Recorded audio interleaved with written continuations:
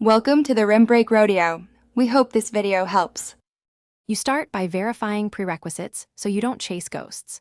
First, make sure Studio and your OS are updated. Outdated builds cause module mismatches. Once done, sign into the exact Roblox account you use online to sync assets and permissions. Then disable VPNs or proxies and temporarily turn off antivirus or firewall rules that block Studio.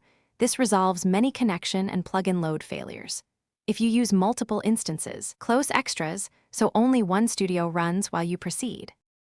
Now you perform deeper diagnostics to isolate the problem. Open the output window and find log files to capture exact error codes or stack traces. Those messages tell you whether an asset, plugin, or API call is failing. Next, clear Studio cache and Roblox app data folders to remove corrupted temporary files that prevent proper loading.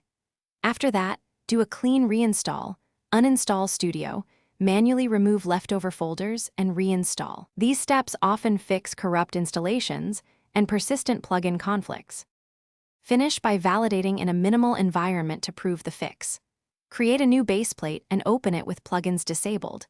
If it works, re-enable plugins one at a time to find the culprit. Update or remove third-party plugins and community scripts that rely on deprecated APIs because they often cause runtime errors.